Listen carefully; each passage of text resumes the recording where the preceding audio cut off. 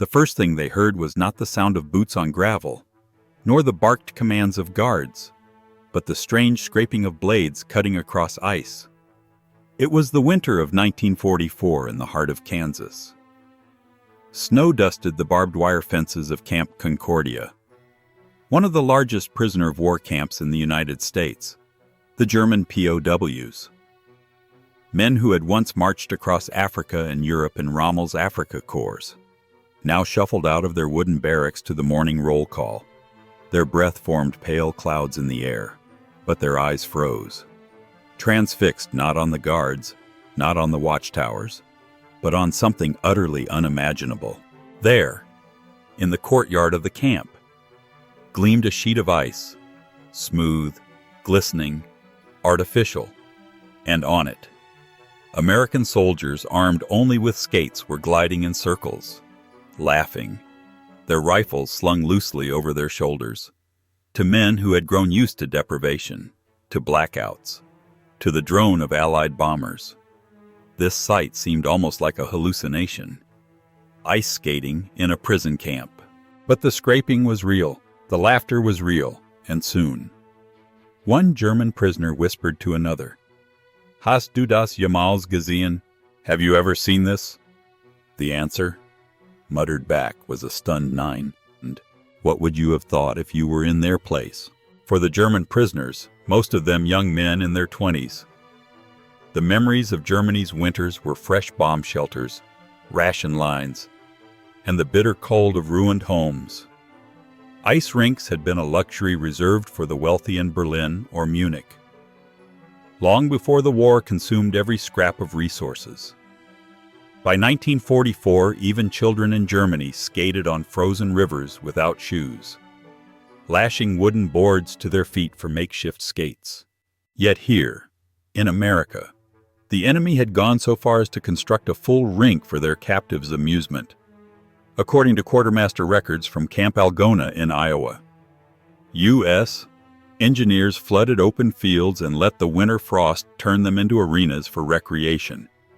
POW camps across the Midwest replicated the practice. For Americans, it was a simple gesture, a way to occupy restless men during long, frigid months. For the prisoners, it was a revelation proof of an abundance so vast it spilled even into the lives of enemy soldiers. They stared at the soldiers' skates gleaming steel, leather boots polished like officers' dress shoes. To own a pair in Germany during those years would have been unthinkable, and yet here it was routine. But what they saw next was even more shocking. The guards noticed their curiosity. At first, it was just amusement, Americans smiling at the stunned faces of men who had once fought against them. But then, one guard, his voice cutting through the cold air, gestured, "Come on, try it." The prisoners exchanged glances. Was this a trick, an insult, or something stranger, still an invitation to play? Slowly, one stepped forward. Hans Keller, a 24-year-old corporal captured in Tunisia, removed his boots. His hands trembled as he strapped on a pair of skates offered by the Americans. The leather was stiff, the steel biting into the ground as he stood. He had never skated in his life. The moment he pushed forward, his legs flew from under him, and he landed flat on his back. The American soldiers roared with laughter, not cruelly, but with genuine mirth. Keller laughed too, rubbing his elbow, shaking his head, and in that moment, something shifted, for the first time since El Alamein, since captivity. He laughed with his enemies. "Tomorrow," he wrote in his diary that night, "I will try again. The Americans skate like birds. I fall like a stone. But they did not mock me. They clapped, and they cheered." It is strange to feel almost human again. Imagine the absurdity behind barbed wire. Under the gaze of watchtowers, enemies who had exchanged fire in Africa now exchanged jokes as one German after another wobbled onto the ice. Some clung to their comrades' arms. Others sprawled helplessly on the frozen ground. The guards skated backward, showing off, spinning in circles, even the officers. once stiff in their authority, chuckled quietly at the sight.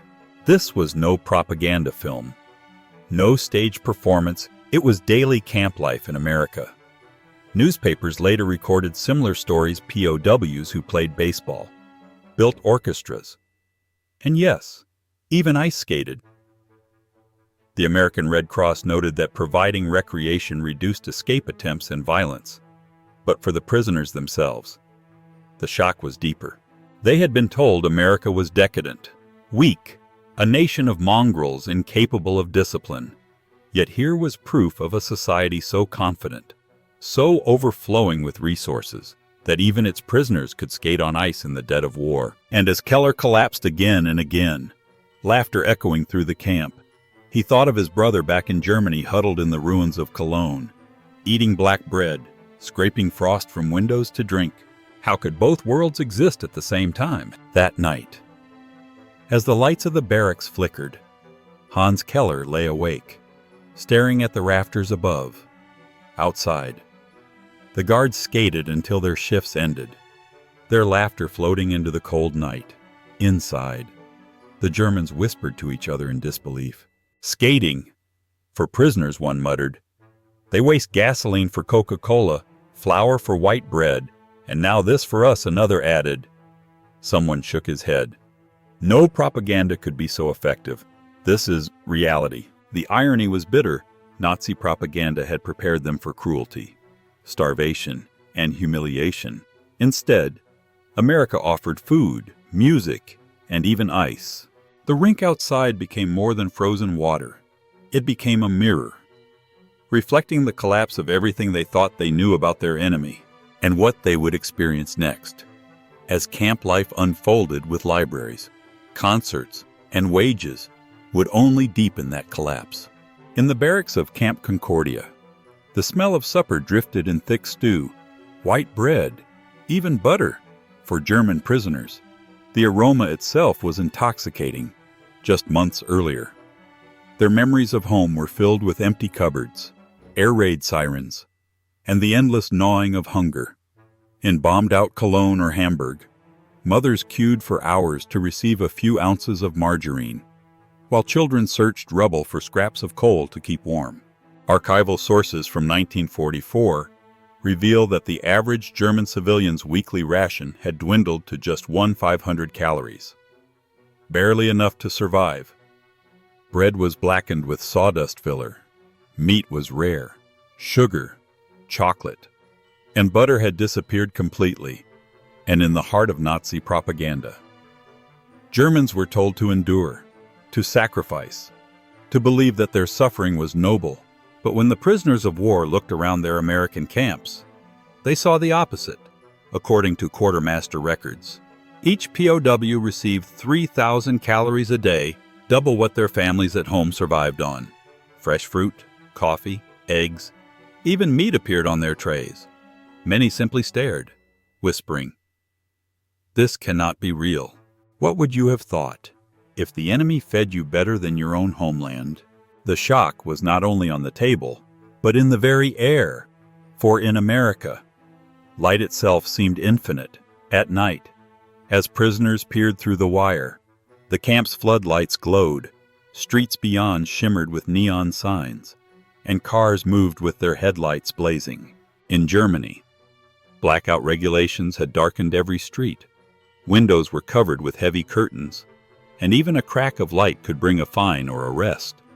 Civilians stumbled in darkness, their only glow the fires from Allied raids. Yet here, in Kansas or Iowa, electricity was constant.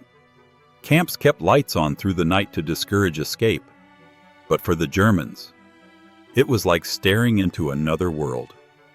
Hans Keller later wrote in his diary, "At home, the nights are black as the grave. Here, the Americans burn electricity as if it grows on trees. Their abundance shines even when no one is watching. The ice rink by day, the glowing lights by night, it was a contrast too stark to ignore." Quartermaster accounts from Camp Algona listed ingredients that would have made a German civilian weep: flour, sugar, chocolate, oranges shipped from California, bananas from Central America, Some prisoners received Coca-Cola, the drink they had only heard about in propaganda broadcasts. Others marveled at white bread so soft it seemed unreal compared to their heavy, dark loaves back home. The Americans fed them not from charity, but from practicality. The Geneva Convention required humane treatment of POWs, and the U.S., with its massive surplus of food, could easily comply to keep order, to reduce escape attempts, and to uphold its moral image. America offered its captives abundance for the Germans. It was disorienting. How could a nation at war waste so much on its enemies?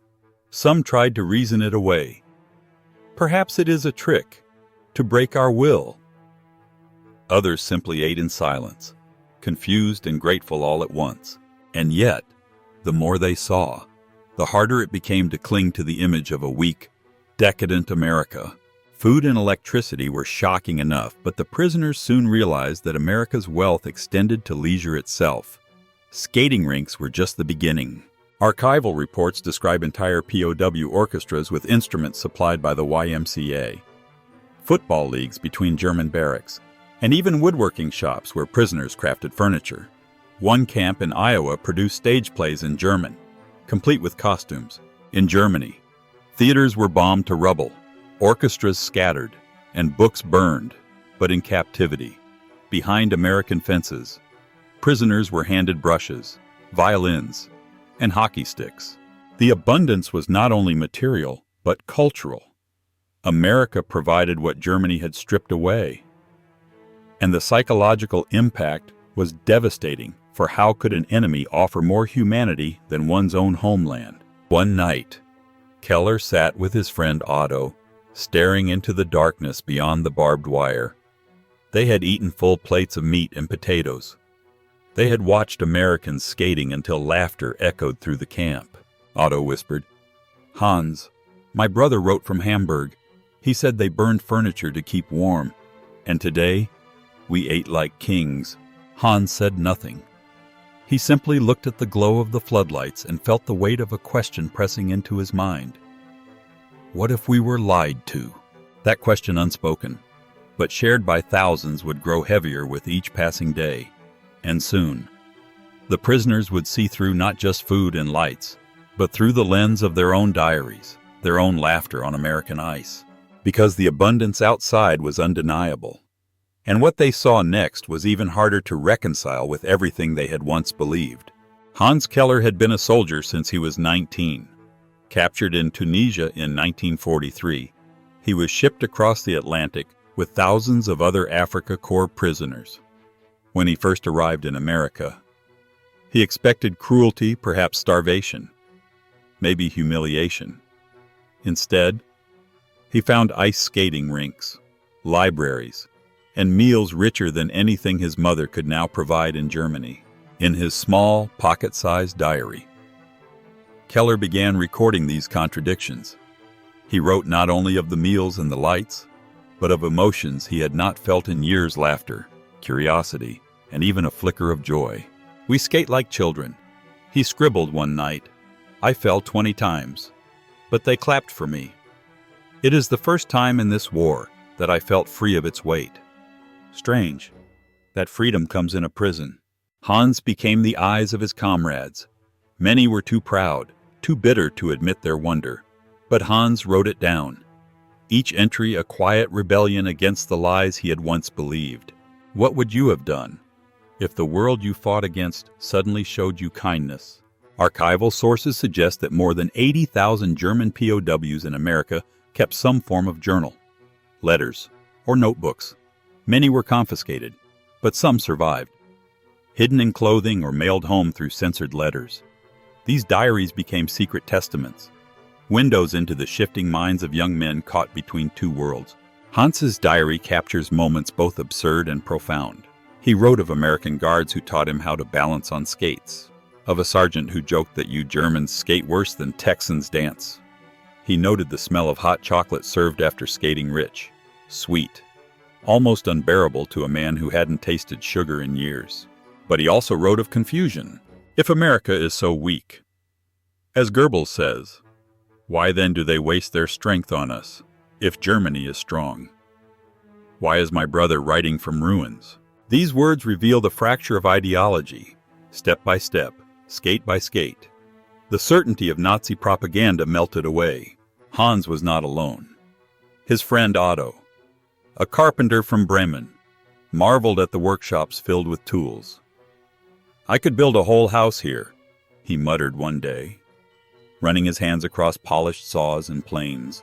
Another prisoner, Friedrich, had played violin before the war when the YMCA donated instruments. He wept as he held one again. Soon, he played Strauss and Beethoven in evening concerts, the notes drifting across barbed wire into the Kansas night. These small glimpses of humanity pierced deeper than any lecture or pamphlet. America was not trying to indoctrinate them with speeches. Instead, it was showing through food, through light, through ice that another world was possible. And Hans, with his clumsy skating and careful words, became a lens for all of it. Yet not all embraced these revelations. Some hardline prisoners scoffed at the rink, calling it a trick to weaken German resolve. They whispered threats against those who enjoyed themselves too freely. Nazi loyalists tried to enforce silence, organizing secret courts within the barracks to punish collaborators. Hans wrote cautiously, hiding his diary beneath his mattress. "There are those who still salute the Führer in secret. They curse us for laughing, but I cannot stop myself. Is it betrayal to feel alive again?" This internal clash mirrored the larger collapse of ideology. For every loyalist who clung to hatred, there were others like Hans' young men who saw with their own eyes the abundance and humanity of their captors. The rink became a battleground of symbols for some, a trap for others, liberation. One evening, after weeks of practice, Hans finally managed a full lap without falling. The guards cheered, clapping their hands against the cold. Even Otto shouted encouragement. Hans grinned, breathless, his heart pounding with triumph. That night, he wrote, "I thought of my mother. If she could see me now, skating in America, would she even believe it? Perhaps she would think me mad. Perhaps I am. But here, in this place, I feel something I never expected: hope." It was a small victory, but symbolic. Each lap across the ice was a step away from indoctrination, a step toward questioning, a step toward seeing the world not through propaganda, but through experience. And Hans was not alone. Soon, other diaries, other voices, would echo the same. The eyes of the prisoners were opening. But what they were about to discover in the wider camp, its orchestras, its schools, its libraries, would shake them even further. At first glance, the barbed wire and guard towers defined the camps. To the outside eye, they were prisons. Yet, as days turned into months, the German POWs discovered that life inside American camps was more complex, almost bewilderingly so. Quartermaster records from 1944 list items that sound less like prison inventories and more like community supplies: thousands of books, sports equipment, musical instruments, even paint and canvas. At Camp Algona in Iowa, the men built a full-scale theater that could seat hundreds. At Camp Concordia in Kansas, they organized soccer tournaments, chess clubs, and yes, seasonal ice skating leagues. Hans Keller walked through this world with wide eyes. Every day seemed to peel away another layer of disbelief. "This is no prison," he wrote. "It is a small city, behind wire." But what he found most shocking was not the abundance of material goods, but the way America encouraged them to use it. In one corner of Camp Concordia, a barracks had been converted into a concert hall. Violins, clarinets, and trumpets donated by the YMCA were passed into German hands. Musicians who had once played in Berlin cafes or village bands now rehearsed Beethoven symphonies in captivity. Hans and Otto sat one evening as the orchestra swelled with Strauss waltzes. "Can you believe it?" Otto whispered. "Our enemy gives us violins while our own cities burn." Archival sources describe similar scenes across the Midwest orchestras at Camp Algona, choirs in Oklahoma, even full theater troupes performing Goethe and Schiller. The performances were attended not only by fellow prisoners but sometimes by local American civilians who entered the camps to listen. The effect was staggering. What propaganda could have painted the enemy as inhuman? When the enemy applauded your music, for others. It was not music but books that transformed the days. Camp libraries offered thousands of volumes in German and English. Prisoners who had left school at 14 now studied philosophy, mathematics, even agriculture. Some universities partnered with camps, offering correspondence courses. Hans, leafing through an English grammar book, scribbled, "The Americans give us not only food, but knowledge. They feed both body and mind. Germany gives neither now." By 1945, according to War Department records, over 17,000 German POWs in the United States had completed courses equivalent to college-level study. Many would later admit that these lessons, not lectures on democracy, but opportunities to think, changed them more than any battle. What would you have done? Given books and freedom of thought by your enemy, the ice rink, once a novelty, became part of camp life. Teams were formed, matches organized. Prisoners skated against each other while guards refereed, for men who had known only the rigid discipline of military drills. These games introduced a new kind of order, one built on fairness, rules, and mutual respect. But it wasn't only skating. Baseball gloves appeared, and Germans tried the strange American game.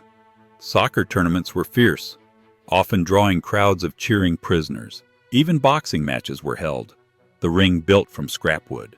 Hans laughed when Otto, once a carpenter, tried to play baseball and swung the bat backward.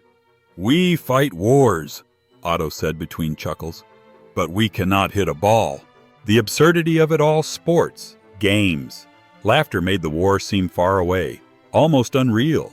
And yet, the more they embraced these moments, the harder it became to return, even in thought, to the rigid slogans of Nazism. It wasn't only official programs that reshaped camp life. Small acts left deep marks. Guards who shared cigarettes, farmers who waved as POWs worked the fields, children who peered through fences, curious rather than hateful. One winter afternoon, Hans watched a young American boy slip a snowball through the wire. Laughing, a prisoner threw it back, and soon both sides were in a snowball fight. For a brief, shimmering moment, there were no guards, no prisoners, no enemies, just men and boys laughing in the snow. Hans wrote, "In Germany, we are told the Americans are monsters. Today, they threw snowballs with us. Tell me, which is true?" Such moments did not erase the war, nor the losses the prisoners had endured, but they chipped away at walls of hatred, replacing them with cracks of doubt, light, and even warmth. Yet, this abundance and humanity carried with it a weight.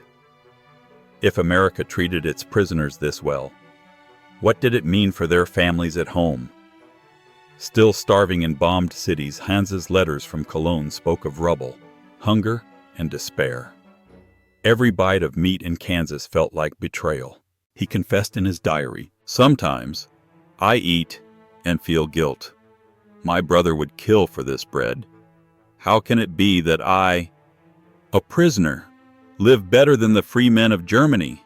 This unease grew. The ice rink was no longer just a novelty. It became a symbol of the unbearable truth the enemy was not only stronger, but more humane. And what they saw next, in the clash between propaganda and lived reality, would push them further toward a breaking point.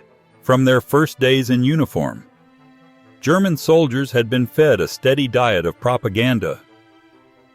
America, they were told, was a nation of mongrels, weak, chaotic, divided by class and race. Its people were spoiled, soft, incapable of sacrifice.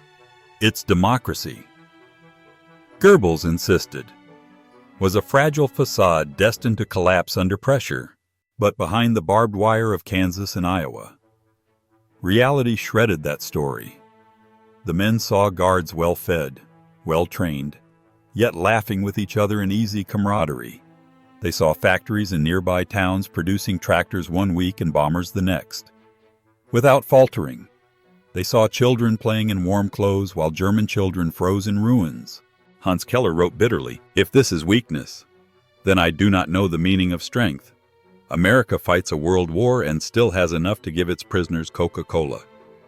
In Cologne, my brother burns books for heat. The contradictions were unbearable. Each skate on the rink, each plate of meat, each book in the library widened the crack.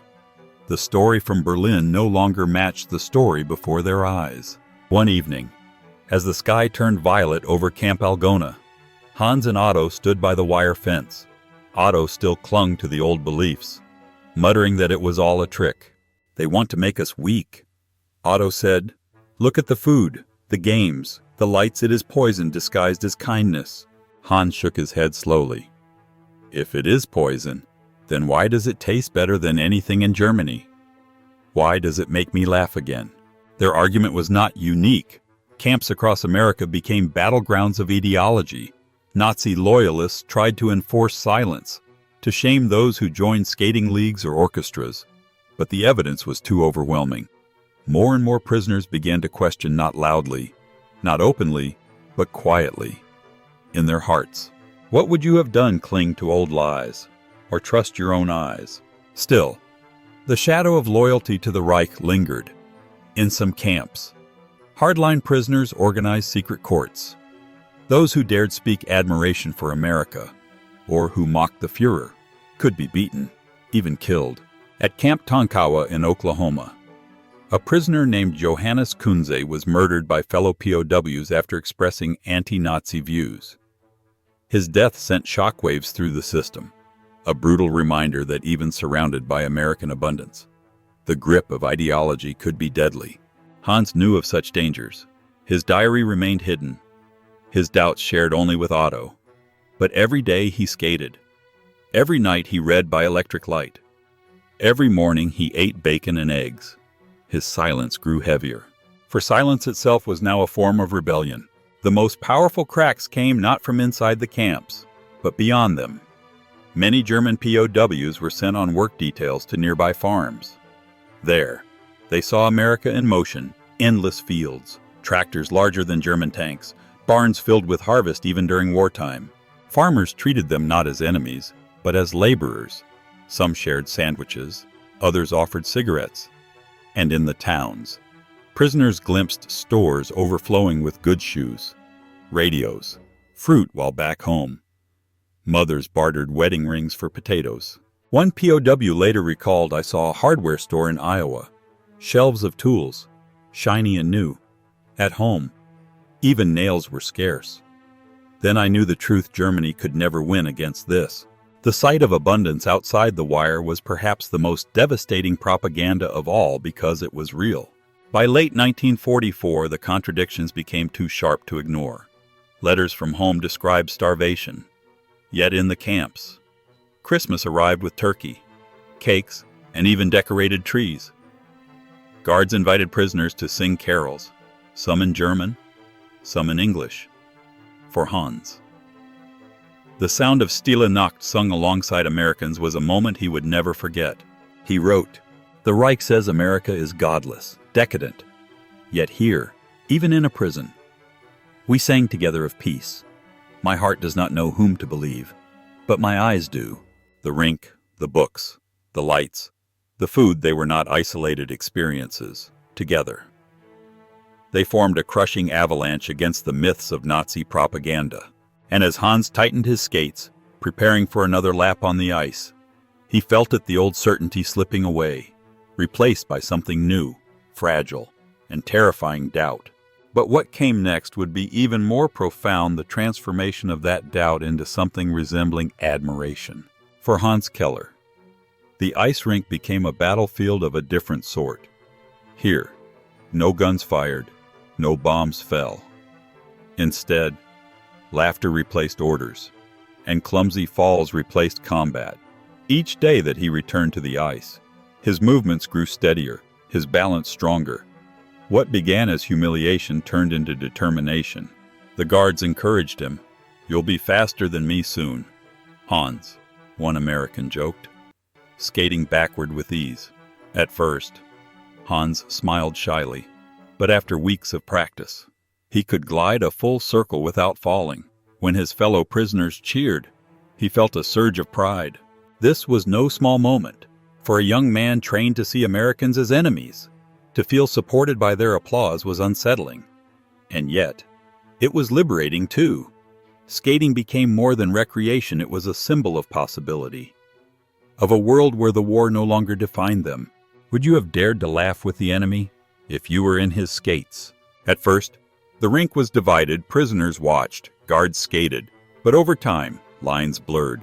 Some Americans offered lessons, holding German arms as they wobbled across the ice. A few even organized races between teams of guards and prisoners. Archival reports describe moments when captors and captives laughed together after tumbles, the sound echoing across the frozen campyard. These were fleeting scenes, but their psychological impact was immense. Nazi ideology had insisted that the enemy was subhuman. Yet here, on ice, men discovered each other as simply that, men.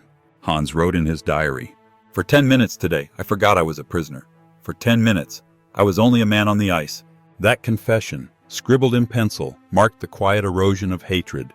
Language barriers seemed to dissolve in this strange arena. Americans shouted encouragement. "Go! Go! Don't fall!" And the Germans laughed, even if they understood only half the words.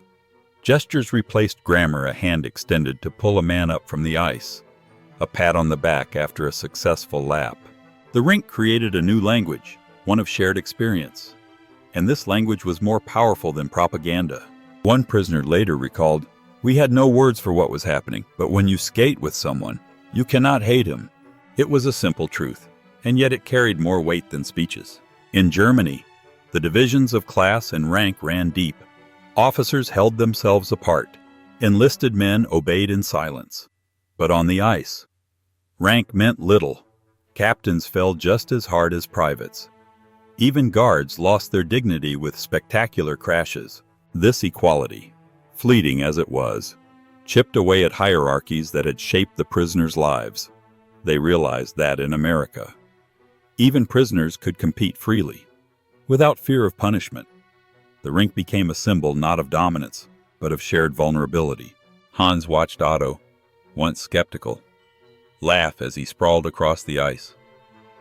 "Even I must admit," Otto said breathlessly, "this is not the America we were told about." The changes were subtle at first. A smile here, a joke there. But beneath the surface, minds were shifting. Hans began to write less about Germany's triumphs and more about America's strangeness. Otto admitted he looked forward to skating, though he never said it too loudly. By spring, when the ice melted, something profound had taken root. The rink disappeared, but the memory remained a memory of humanity shared across enemy lines. Hans closed one entry with a single sentence. "I do not know who is winning this war, but I know who is winning me." Such feelings were dangerous. Hardline loyalists still watched, still threatened. But the cracks were widening. The war outside dragged on, with Germany losing ground on both fronts. Inside the camp, the enemy had shown kindness that the Reich could not.